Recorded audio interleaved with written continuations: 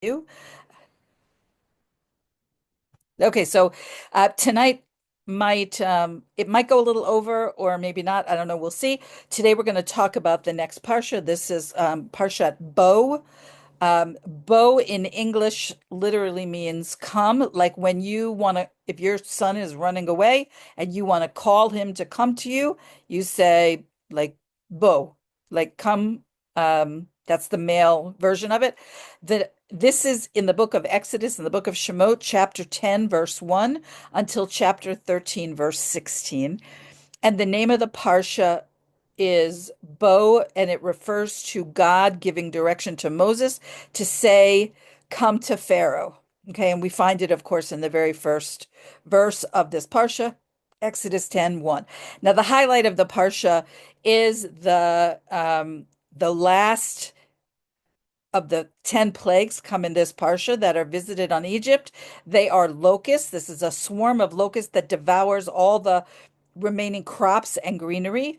The plague of darkness, which is like this thick, palpable darkness that envelops the land, except for where the Israelite nation is, and the death of the firstborn. And we'll talk about this more, but all of the firstborn of Egypt are killed at the stroke of midnight on the 15th of the month of Nisan. And so that finishes the cycle of the 10 plagues. But more happens in this parsha. God commands the first mitzvah to be given to the nation of Israel. And what is that mitzvah? I have a lot to say about this. To establish a calendar based on the monthly rebirth of the moon. The Israelites are also instructed to bring the Passover offering to God, and it's a lamb or a kid goat to be slaughtered, and its blood to be sprinkled, not sprinkled, but really painted on the doorposts and the lintel of every Israelite home, so that God should pass over these homes when he comes to kill the Egyptian firstborn. And the roasted meat of this lamb is an offering that is intended to be eaten that night with matzah and with bitter herbs. It is the death of the firstborn, the 10th of the plagues, that finally breaks Pharaoh's resistance. And he literally drives the children of Israel away from his land. They depart very hastily. There's a very famous, you may have even heard this yourself, a very famous thing that we say that we left so quickly. There was no time for our dough to rise. Um, and that's why we eat matzah. It's only one of not even the most interesting reason, but people do say that about that. But before the Israelites leave, they are instructed to go ask their Egyptian neighbors for gold and silver and garments, which is a fulfillment of the promise that God made to Abraham that his descendants would leave Egypt with great wealth. The children of Israel are then commanded to consecrate all firstborn and to observe the anniversary of the Exodus from Egypt every year by removing all leaven from their possession for 7 days, eating matzah, and telling the story of their redemption to their children. And here we are. It is 5785. We are about 14 weeks away from the Passover holiday, and we're still doing it every year. It never ends. There's also a commandment at the end of the parsha to wear tefillin. I hope you know what tefillin is because I don't know how to translate it, but it's a mitzvah for men in particular. Most Orthodox women do not. Maybe a handful. I've only met like two or three Orthodox women in my life who actually put on tefillin. But to put it, you wear it on the head and on the arm as a reminder of the Exodus and the commitment to God. I'm going to tell you, inside each of those black boxes is four compartments, and each one contains a small scroll with the following biblical text that summarize the foundations of faith. So the in two of the boxes are verses that come from this week's Torah portion. One is Exodus 13 chapter 13 verses 1 through 10 and Exodus 13 chapters 1 through 16. Both of those are in this week's parsha, and they describe the duty of the Jewish people to always remember the redemption from Egyptian bondage and the obligation of every Jew to educate the children about this and about God's commandments. That's what's in two of the boxes. One of the boxes contains the Shema, which comes from the book of Devarim, the book of Deuteronomy, chapter 6, verses 4 through 9. And what is the central message of Shema? It's all about the oneness of God and the command to love and fear him. And the fourth box contains a small scroll that has the verses from Devarim, from Deuteronomy chapter 11, verses 13 to 21, that focus on God assuring us that if we will be rewarded if we follow his observance, of our observance of the mitzvot that he has assigned to us. Okay, a small teaching from the eighth plague, the plague of locusts. The eighth plague was brought after Pharaoh says, I'm willing to let the Israelite men leave Egypt. If you remember, Moshe's first argument wasn't let everybody go forever and ever. He asked for 3 days to go into the wilderness to worship God. That was his original request.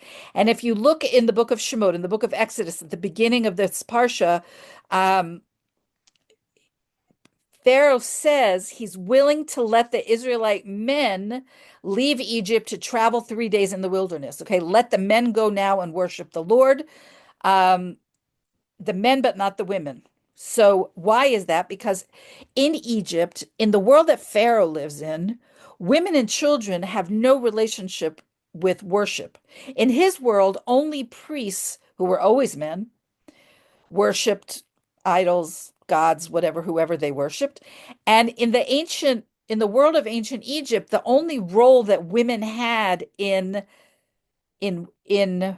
worship was a sexual one. They were sacred prostitutes. Okay. So listen to this. Now it doesn't sound like such a big deal because this is the way we live.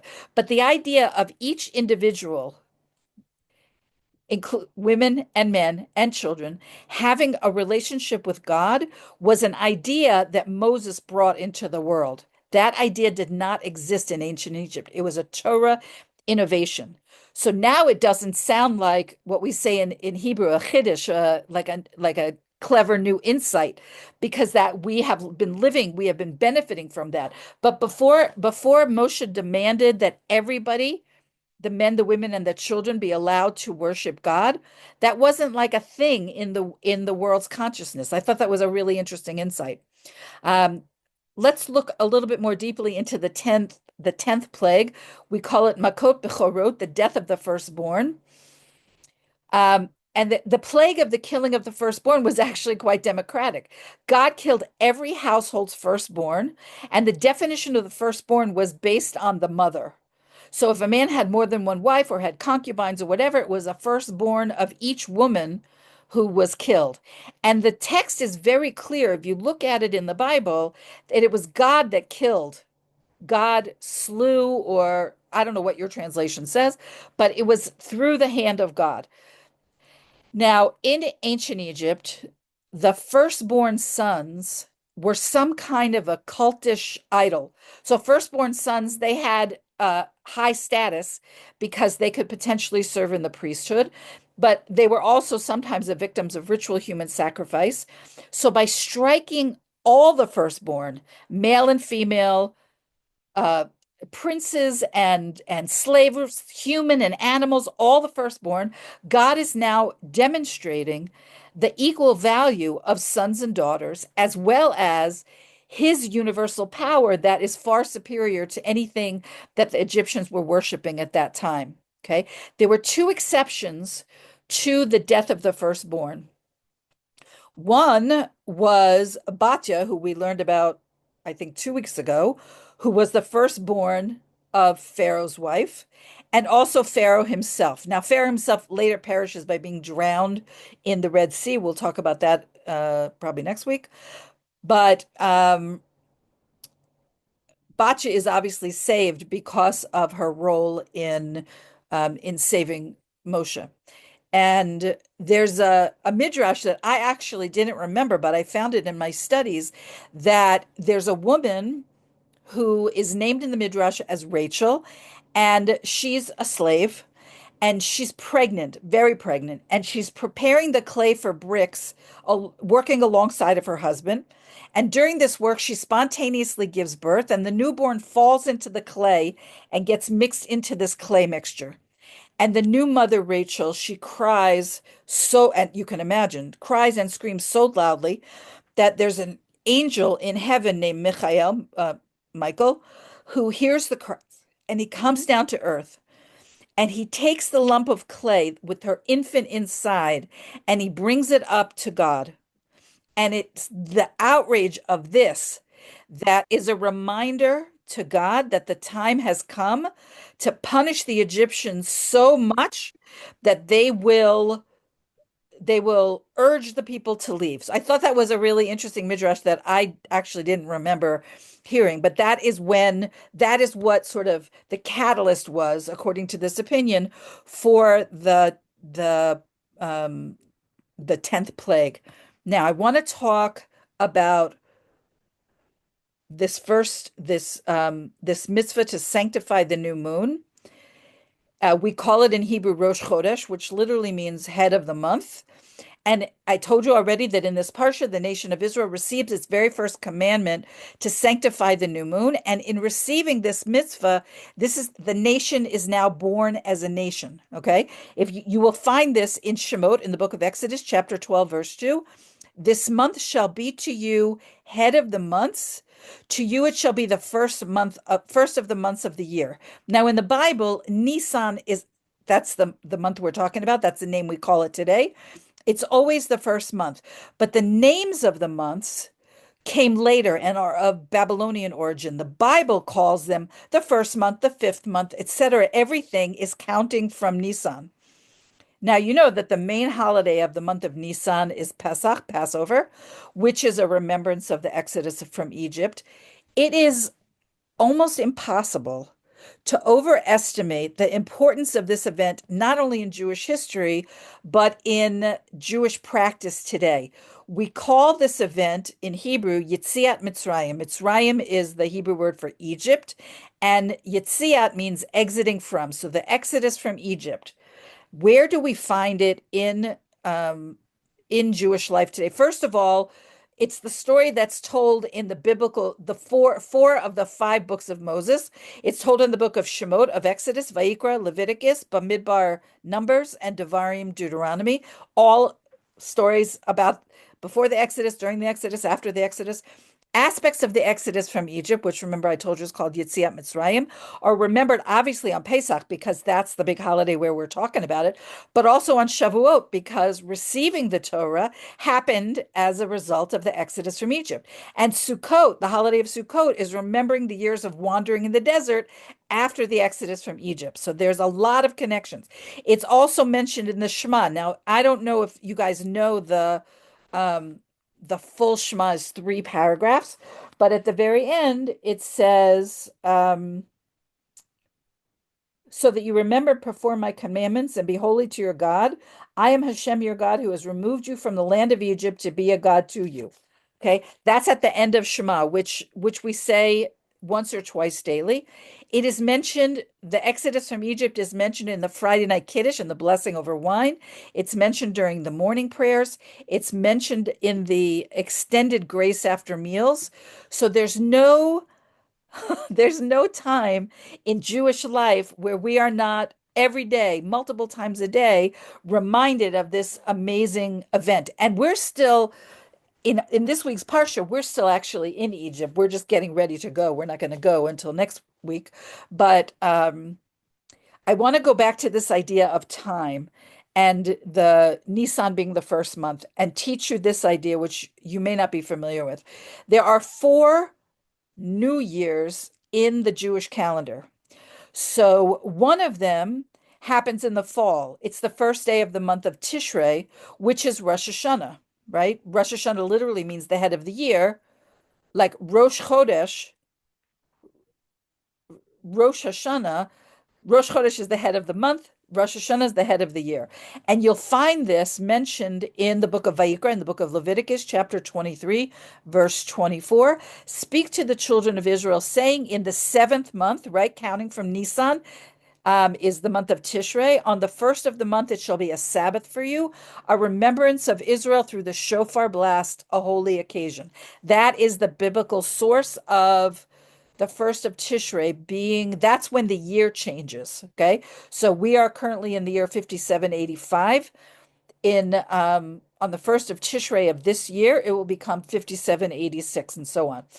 There's also a new year on the first of Nisan. This is probably much less familiar to you. This is the new year for kings. Okay. And you'll find this in Shemot chapter 12, verse 2. This is in our Parsha. This month shall be to you for the head of the months. To you it shall be the first of the months of the year. That's the first of Nisan. We also, actually coming up very soon, is the 15th of Shvat, which is the new year for trees.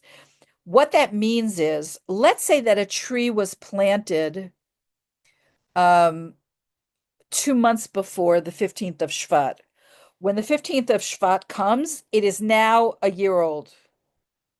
Do you understand what I'm saying? So everything that happened from one Tu B'Shvat until the next, every tree that was planted in that period of time turns a year older on the 15th of Shvat, regardless of whether it was planted 10 months ago or 2 weeks ago.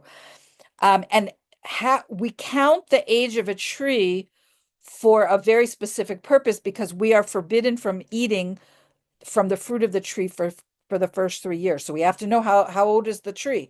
And we count that from Shvat, okay, the new year for trees. And you will find this in Vayikra in Leviticus chapter 19, verse 23.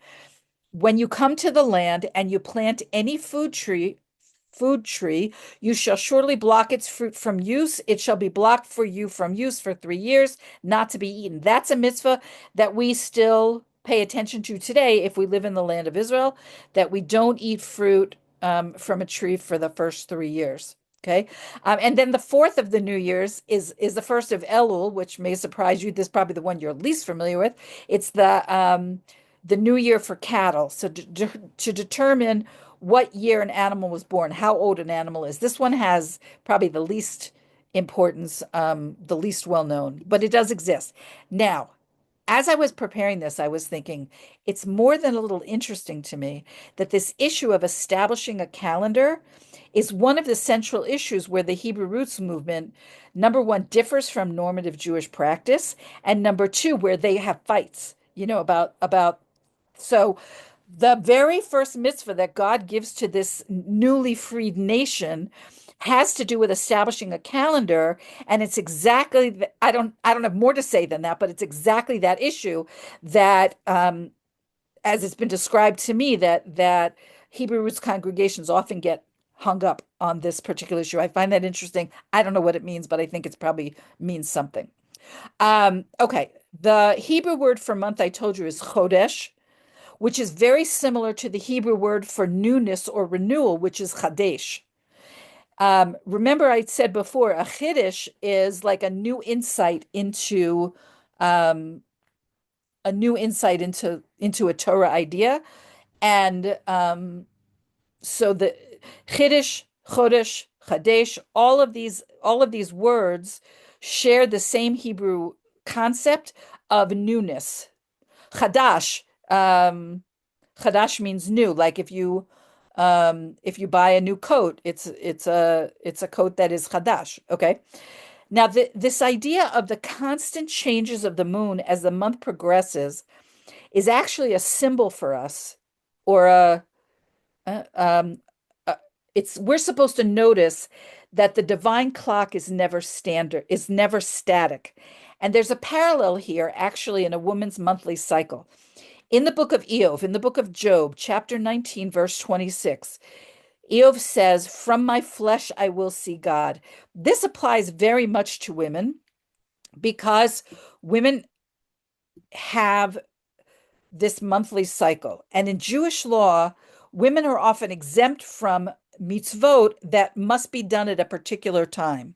Now, some say the reason for that is because um, women are busy raising their children or taking care of their household, and they can't do all of that while they are also having to do, having to pray at a certain time or other things that are specifically that have to happen at a specific time. What if you are a woman raising young children and you are required to pray in this period of time of the day, but your kid is sick? Like, what are you supposed to do? That's one way that it's explained, which I have some problems with that argument, but here's a deeper argument that the reason for this, why women are not obligated by mitzvot that are constrained by time, is because women, through the experience of our monthly cycles, we are already connected to the passage of time, where men don't have that reminder built into their bodies.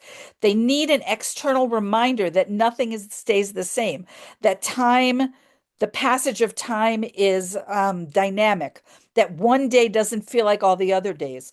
A woman knows that because where you are in your cycle teaches you, you've we feel well, I'm way past that stage, but we feel differently based on where we are in our cycle, right? So we are kind of plugged into the idea that time keeps moving, um, and it's something that has to be sort of enforced or imposed on the life of men. That's one concept.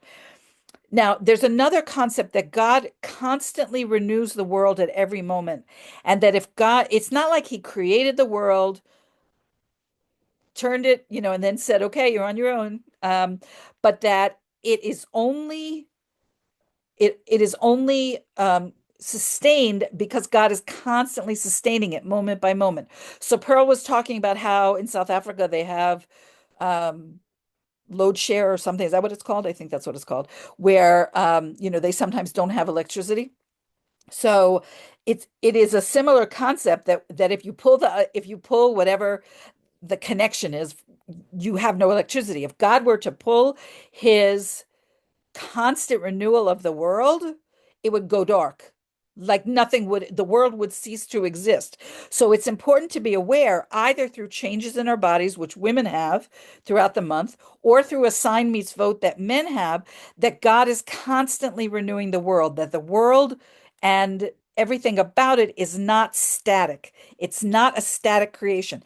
And you do sometimes meet people who they believe in God, or they believe that God created the world, but they don't believe that he's got anything more to do with it. Like he created it and now he's busy off doing other things.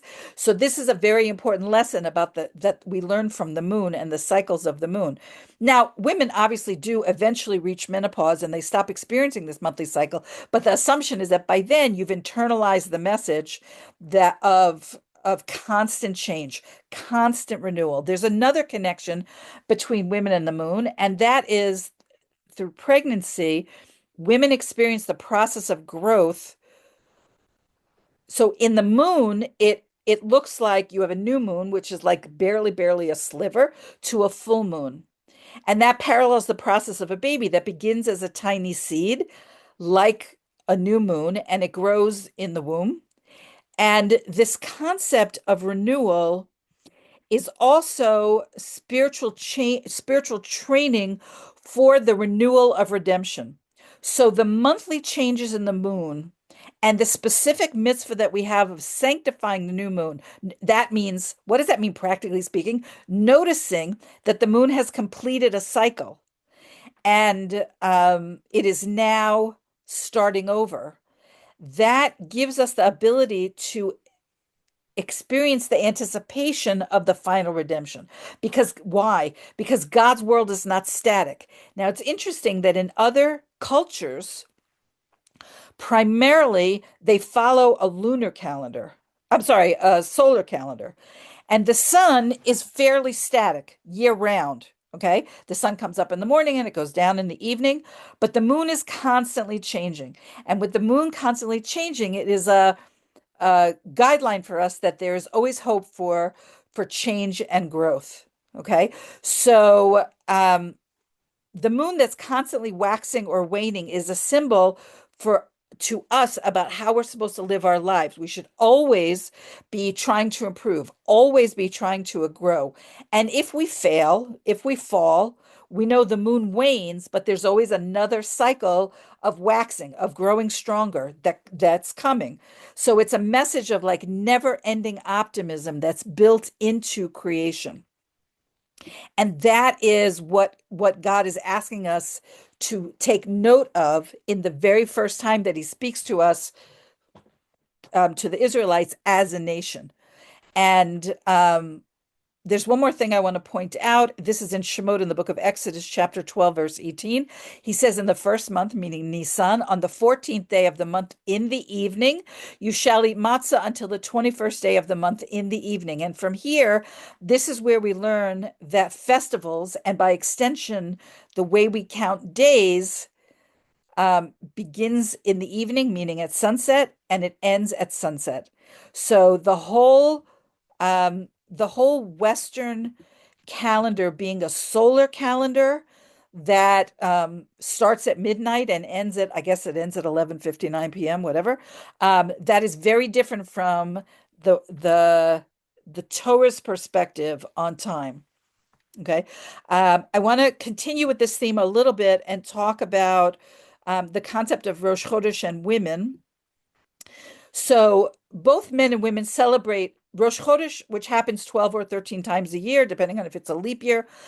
It's a semi-holiday, but there's a special feminine connection to the day of Rosh Chodesh, and it expresses itself in the fact that some women have the custom of refraining from work on this day. Now, what kind of work do women refrain from on Rosh Chodesh? It depends on your family, your community. Different people have different customs, but some women don't work at all. It's literally a day off for them. Others don't do like household chores like laundry or sewing or something. Some families where the women usually do the cooking, they'll eat out or they'll order in to relieve the woman of the necessity to make dinner on that night. So it makes Rosh Chodesh just like a little bit more special. In some communities, it's customary for women to wear special clothing on Rosh Chodesh to celebrate that it's a special day. The greeting for Rosh Chodesh is Chodesh Tov, which means literally it means good month. But it's a wish that we give to one another that this coming month should be good. Some communities have a special gathering for women where they gather to learn Torah together, or they might learn together about the month that's coming, its special qualities, holidays that are coming in the upcoming month, anything related to the month. In some gatherings, the women will pray together either from special prayers. If there's something particular going on, there'll be a Rosh Chodesh gathering for women to pray for the hostages, to pray for somebody in the community that's ill, whatever. Or they pray from the book of Tehillim, from the book of Psalms. There's a version, this only exists in Hebrew, so it's not really useful to you, but there you can buy the book of Psalms in little booklets. I think there's like 40 of them. Maybe there's 50 of them. I'm not really sure. And in that way, when you go to one of these gatherings, everybody gets a little booklet. You say the couple of chapters of Psalms in your booklet. You hand it back. You take another booklet. It depends on how many women are there, right? So you might just do one, or you might do a couple. And in that way, in a short period of time, this gathering of women will recite the entire 150 chapters of the book of Psalms for a particular for prayer goal, prayer target. This special connection between women and Rosh Chodesh, it relates to the episode of the golden calf. Now, we haven't talked about that yet, but basically there was a demand to surrender jewelry, to be gold jewelry, to be melted down to make this golden calf idol. And many women refused to participate in this. And as a reward, they were given Rosh Chodesh as a day which women observe more than men. Okay. I will tell you that the Lubavitcher Rebbe explains that the fact that women did not participate in the episode of the golden calf, he credits that to the greater faith of women, that they had just spent 210 years in Egypt where idolatry was so embedded in the culture. And that is a fact that explains why the men caved so quickly. At the first hint of trouble, they want an idol to speak to, even though we'll probably talk about this when we get to that in the Parsha. But the women's faith remained unshakable, and they considered the idea of making an idol totally unrealistic, totally unthinkable. And they said, no, I'm not participating in this. And the Rebbe continues to explain that all of Judaism, all of Jewish history is based on this strong faith. And even though faith sometimes can become a little wobbly, like the way I was saying before about how I felt before I met with this group of women that helped strengthen me, it's the women in every situation, all through history, all through Jewish history, that are the ones that remain filled with emunah, steadfast in their faith, and who pass that on to their children. So, so Rosh Chodesh celebrates the monthly renewal of the moon after it wanes to the practically to the point of disappearance. And so Rosh Chodesh represents the concept of perpetuity. And the woman who has emunah, who has this steadfast faith, is the one who ensures the survival of the nation. And she's the one who ensures that no matter how much we wane, no matter how hard things go, how much we suffer, how much we're oppressed, we will always be renewed. Another theme in this parsha is Hashem teaching the people about his mastery of the world. One of the purposes of the plagues, and I think we talked about this in a previous class, I'm not sure, was to convince the nation of Israel that God was the supreme power. Okay. Now, obviously, it's also to punish the Egyptians, but there's a message there for the nation of Israel. And you will find this in the very beginning of this portion in the book of Shemot, in Exodus chapter 10, verse 2. In order that you tell into the ears of your children and your grandchildren how I made a mockery of the Egyptians, and that you tell them of my signs that I placed in them. These are the important words, and you will know that I am the Lord. So the idea of the plagues, one of the ideas of the plagues, is to demonstrate how God controls every aspect of the world. It's a kind of spiritual re-education, because remember that these people had been embedded in an idolatrous um, milieu for generations. Okay. I also found it interesting. I mentioned this before, but that the Torah is very explicit that it was Hashem who killed every firstborn. And you'll find this in the book of Shemot, in Exodus chapter 12, verse 29. And it came to pass at midnight, and the Lord smote every firstborn in the land of Egypt, from the firstborn of Pharaoh, who sits on his throne, to the firstborn of the captive who is in the dungeon, and every firstborn animal. So again, we talked about this before, but it's very clear that it is God who did this. And actually, on Passover, when we talk about this, we talk about the fact that it was God, and it wasn't like through a messenger, it wasn't through an angel, it wasn't through any intermediary. It was God who um, enforced the plague of the death of the firstborn. And actually, I noticed this when I was reviewing, that you'll see this in the book of Shemot in Exodus chapter 12, verse 32, that when Pharaoh is sending away the nation of Israel, when he's finally convinced that he's got to get them out of his country, and he says to Moshe, um, take also your flocks and also your cattle as you have spoken, and go. He says, but you shall also bless me. It's like he is asking Moshe, who was he? The leader of this slave nation. Now he's asking Moshe to bless him. Now he quickly recovers from that, and he turns into um, to do some bad stuff after that. But at that exact moment, he has a sense of needing God's protection himself. It's a very, I thought it was a very sweet moment. Okay, I alluded to this before, but I wanted to say that on the way out, the nation of Israel left with great wealth, and you'll find this in chapter 12, verses 35 and 36. The children of Israel did according to Moshe's order, and they borrowed from the Egyptians silver objects, golden objects, and garments. The Lord gave the people favor in the eyes of the Egyptians, and they lent them and they emptied out Egypt. Now, this thing about borrowing and lending, obviously, I'm not sure why the Torah uses that language because they are taking it out. But where does all this wealth come from? When Joseph was in charge of Egypt, much wealth of the surrounding nations flowed into Egypt in exchange for the grain.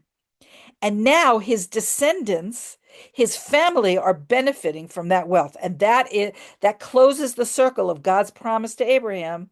And that's the mechanism by which it happened. So I find that extremely cool. The last issue, I'm looking at the time. I think I can finish. The last issue I want to talk about is the concept of the Erev Rav. This is a very deep concept. I'm only going to touch on it, but it is important and it does come up for the first time in this parsha. So when the children of Israel finally leave Egypt, they are not going alone. They are, excuse me, accompanied by a large number of others. It says in the verse, chapter 12, verse 38, and also a great mixed multitude went up with them, and flocks and cattle, very much livestock. So you have the freed slaves, the Israelite nation, you have the mixed multitude, and you have all the animals. It's hard to even imagine what a production this was, but in Hebrew, we call this mixed multitude Erev Rav. And according to a number of commentaries, the number of additional people that went with them was well over 1 million people. Now, Rashi, the great French commentator, says that these were non-Jews.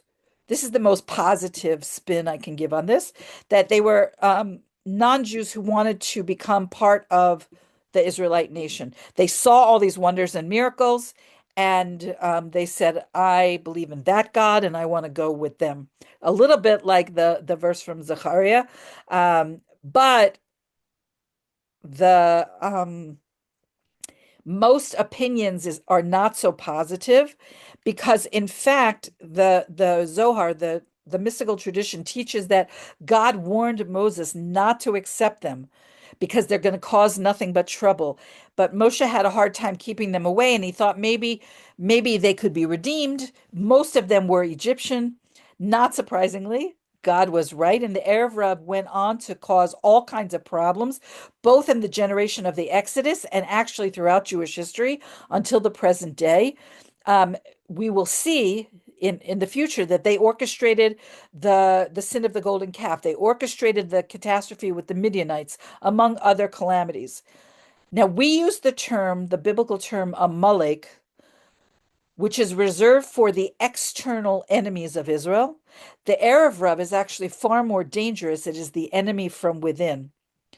And when the Erev Rav came out of Egypt with the Israelites, they were not Israelite in any sense of the word. But the truth is that the Israelites themselves, because this is before the giving of the Torah, they're also not, I'm going to use this word, but it's the wrong word, like they're not Jewish yet. Even though they are descendants of Abraham and part of the covenantal tradition that was formed with Abraham, it's only when the nation stood at Mount Sinai and witnessed the divine revelation, accepting the Torah on themselves, that they officially entered this permanent covenant with God and became this holy nation. So we're still in sort of this, it's not unformed, but it's not completely hardened. Do you know? So they're not necessarily the mush of the caterpillar, but they're not completely formed parparim butterflies yet. Okay. Now the Erev Rav stood alongside the nation and participated in the revelation at Sinai also. And so at least nominally they became part of the covenant, but they also retained a lot of idolatrous and immoral practices. And that's why soon after that, they started the whole golden calf thing, um, that their goal was to convince the Israelites to commit idolatry. And the Torah tells us in, we haven't gotten to this, but in the book of Exodus 32:28, that there were 3,000 people that were executed for being involved with this golden calf, and they were all men of the Erev Rav. But the Erev Rav was not, that didn't put an end to them. And so they continue to plague the Jewish people until today. The Zohar here gives us a way to recognize when the Torah is, it's in the Hebrew, when the Torah is speaking about the Erev Rav, and when it says either Am or Ha'am. Am is a Hebrew, one of the many Hebrew words for people, or Ha'am, the people by itself. It's a reference to the Erev Rav. And when the Torah speaks of Am Yisrael, literally the people of Israel, or Ami, which is literally my people, or Bnei Israel, the children of Israel, or Beit Yaakov, the house of Jacob, we then we know that it's referring to the nation of Israel and not the imposters that came from the Erev Rav. And once we know this, we find that most cases where the generation of the Exodus inexplicably complained or they rebelled against God, it was the that is the Erev Rav and not the Israelites. So that's an important distinction to make. Okay, we're a little bit over time. That is what I prepared on this week's Parsha. And before we finish up, I'll give you a chance. Kathy, I think you said something about Rosh Chodesh. Can you open your mic and tell us what you said?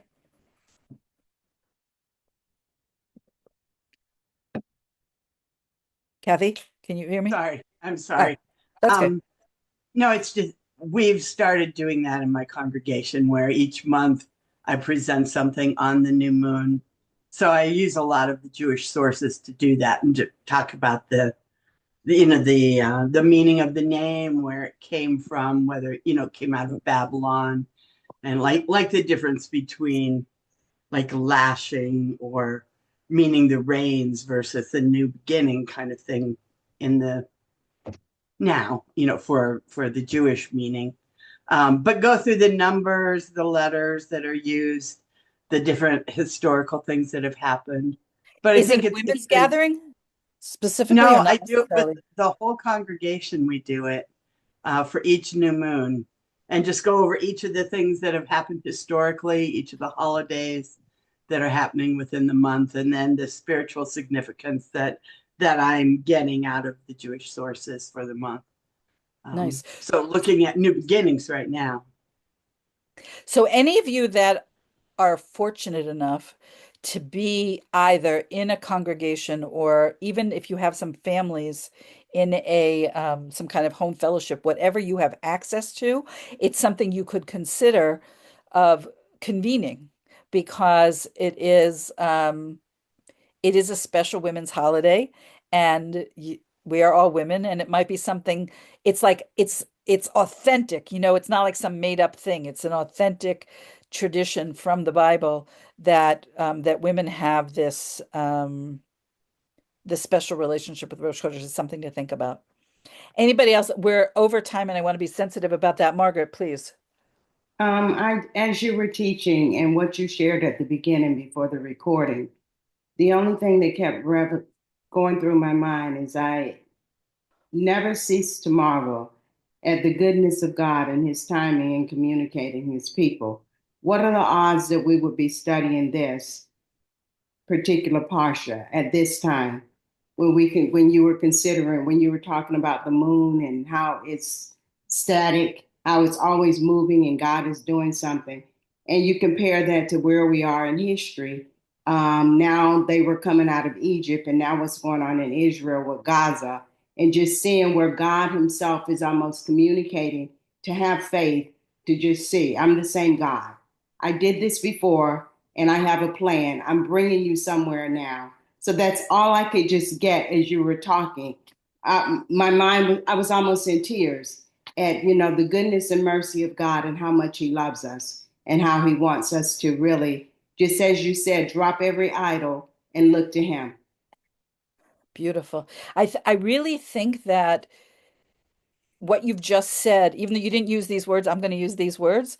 This is some of the most moving aspects of studying Torah for me, is that it's not coincidental that these messages are coming through in this week.